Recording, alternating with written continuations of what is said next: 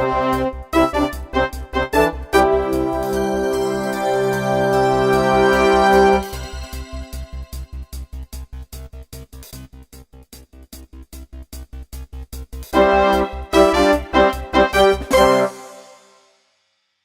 out there, this is Wakeangel2K1 coming back with the Chaos on Velocitron review.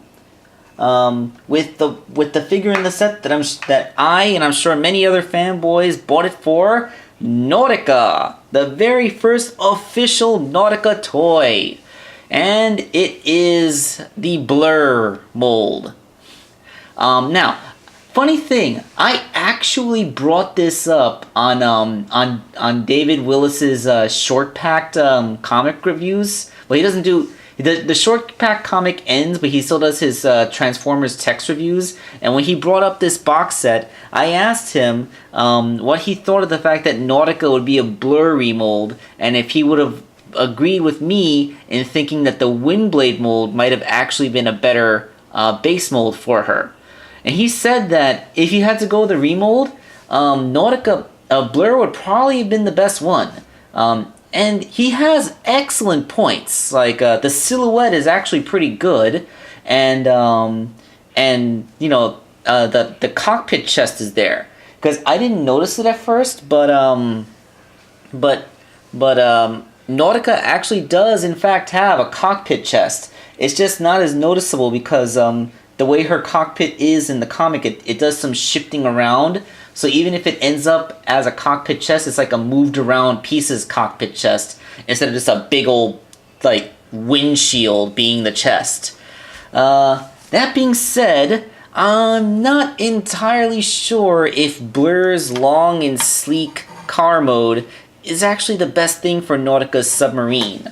I have its appearance in the comic right here. As you can see, it has much more of a Delta design. In fact, you may recall Minibot Qantas, which is of course a fan-made Legion scale figure. I will of course link to the source of this in the description below for your convenience. It is actually a far more accurate depiction of what her alt mode looks like. And, alright, I know, I'm being petty. It's just that the existence of this thing made by a fan really makes me wish that Hasbro would have actually given Nautica's first toy its own original mold rather than repurposing the same thing for the third time. Of course, I would be remiss if I didn't go through this review without quickly comparing her to her mold mate, Brainstorm.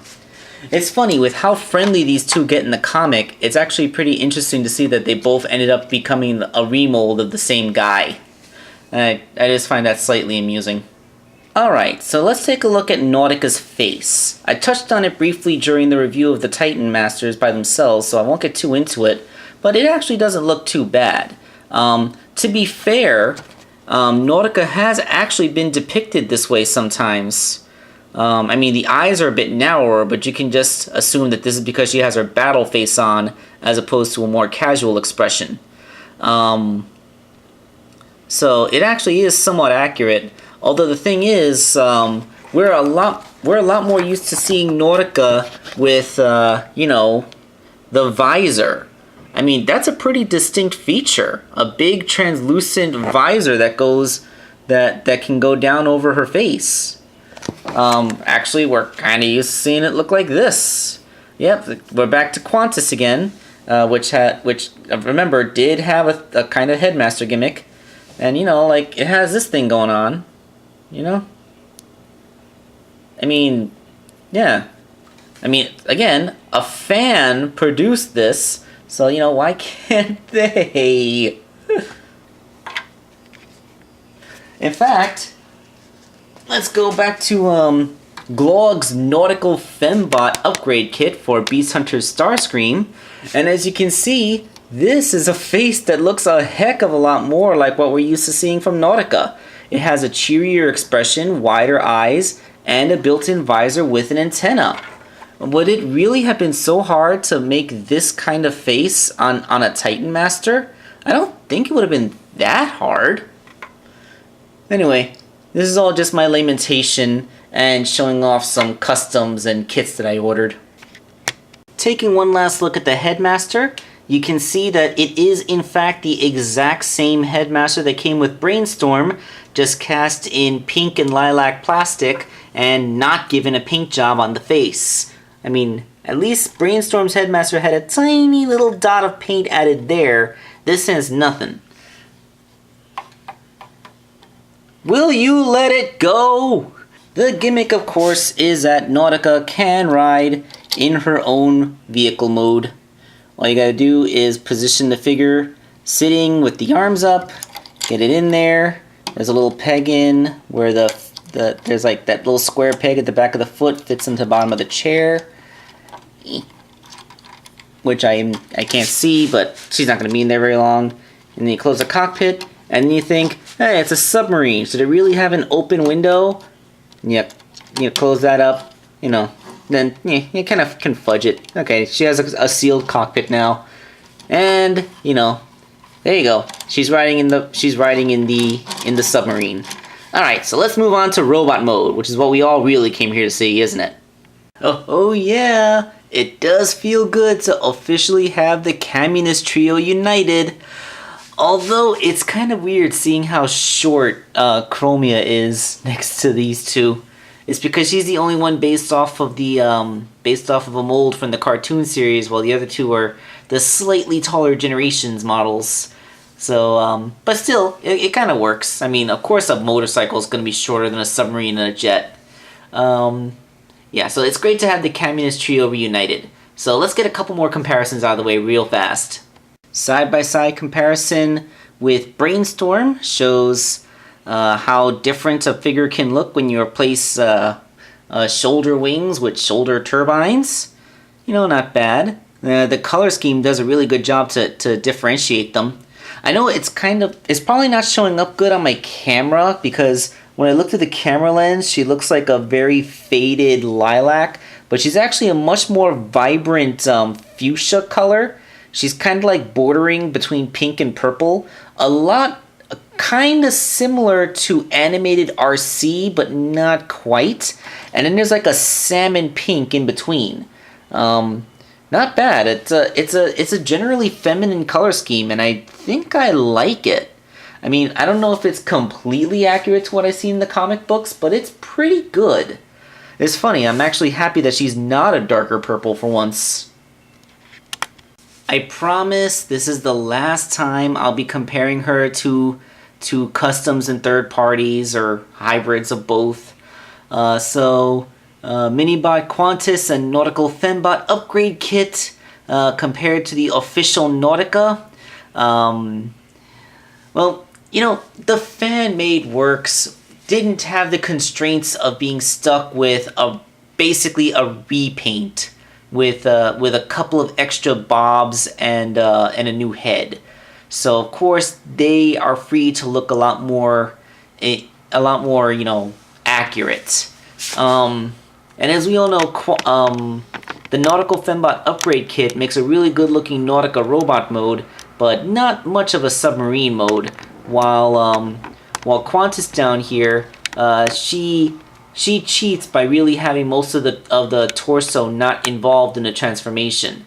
So it's basically free to look like the character model from the comic, and then you simply fold it up, and it's the underside of the submarine mode where you don't really see it. But yeah, like to be fair, this is what we would get if Hasbro really did just start from the ground up and make an original mold. I'm still hoping that this might eventually happen. Maybe even in the Legion scale. I don't care. But as far as a remold goes, this isn't too bad. So let's get all the reminders of stuff that she can't be away and take a look at the figure in her own merits. Alright, so if you have Blur or Brainstorm, then you already know what this mold can do. It's a very good figure. It has a good waist joint. See? Nice and firm.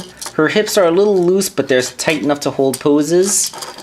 Good knees. This little toe can hinge a little bit, which actually is pretty helpful in making her stand in unusual positions. I was not able to get her to stand in the dancing position. The foot, just this hollow space just makes it so she can't really stand on one foot for that, which is a shame. Head is a very good ball joint, can look up, can tilt inquisitively, it's very good. Shoulders, universal, got a hinge there. Hinge, bicep swivel, elbow goes 90 degrees. Wrist swivel, all very, very good. You know, this is just, it's a pretty good toy. And it doesn't have to parts form, but if you want to get rid of her big backpack, it comes off. As we all know, the thing becomes a sled for a Titan Master to ride on. I never really use it much for that purpose. It can also become a weapon, which, now here's where it gets kind of awkward, because on Brainstorm, I would mount the weapon here, but as you can see, her shoulder kibble kind of gets in the way of that, so, yeah. So what I find is, I drop it on the floor. What I find is, it actually attaches better into her hand like that, but then she's just kind of holding this big thing. Like, if you turn her wrist sideways, then you can kind of get more of a shield look going on. It kind of works, but, you know, on Nautica, this big old shield just doesn't work that well. It's much better just left on her back. Now, there are two things I want to mention about Nautica right now. Okay, so first of all, let's get this out of the way. Her silhouette is totally good. The slightly broad shoulders, the like the kibble up here, the bigger parts on her shins. The silhouette is good. Nothing wrong with the silhouette. There are, however, two issues I have with it. First of all, my biggest gripe, the gun. It's just Blur's gun repainted. I don't want Nautica to have a gun. I want her to have her magic wrench that does like a kabillion things. That wrench is basically her sonic screwdriver. I like that wrench. Why does she not have her wrench? Like, it's not the same. Hold on. I know I said I wouldn't bring it up again, but I just gotta see if I can do this. It's the wrench from the Nautical Fembot upgrade kit.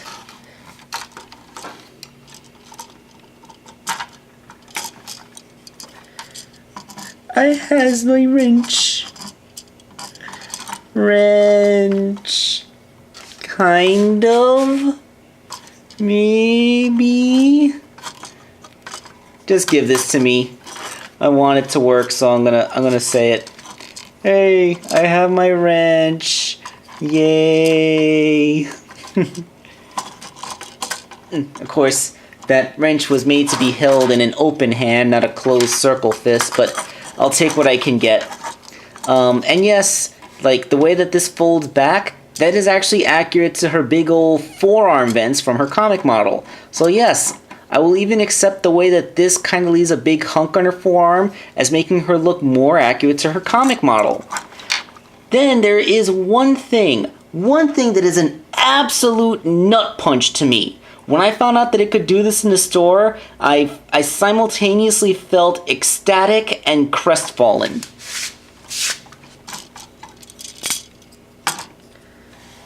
These things come off. I mean, it's a little bit tricky because they're kind of held in two directions, but they can be made to unpeg. Like, see, there's a peg on the back of the arm and then a hole in the bicep. So they can come off and leave her arms clean. And this one's being stubborn, so I'm not going to struggle with it because I don't want to break it on camera. But then, they come off, but they don't go back on anywhere else. Look, okay, look guys, look. If you just had the ability, I don't care if it's parts forming, if you could have taken this off of her forearm and then stuck it onto her backpack to put her turbines where they're supposed to be. Like, if they could have put a peg hole here that this thing could go into, like, I don't care if it would have given us a hole in the vehicle mode. I just want the things to go where they're supposed to be. This is such a tease to me. I hate how these things come off so easily, but then don't have anywhere else to peg onto. Like, I almost want to make a plea to Bad Lamprey or Unicron 9 or Cheetamus or some other famous Transformer customizer and see if they can find a way to modify these turbines so that they can come off of her arms and attach to her backpack to make her, to fully fix her silhouette. If Hasbro had officially made a way to take the turbines off and then reattach them anywhere on her backpack, I would have given this an A+. I don't care. I would have said that was the best they could do with the remold. And it would have been as perfect as they could have made it. It would have been an A+ for a remold, B- overall. Because, like, the only way you can get an A+ for Nautica is if you make an original mold for Nautica. But I would have given them an A+ for the remold attempt. But, oh, such a freaking nut punch, man. It is so close. They come off, but they don't go back on anywhere else. And seriously, wrench. Take the plastic you used to make this gun and cast it into a wrench shape. That's all we ask. That wrench is such an iconic part of her in the comic. It even talks. It says Brainstorm's an idiot or something like that. Like, I love that thing. I know I sounded exasperated, but really, I am so happy to finally have an official Nautica toy. Is it perfect? No.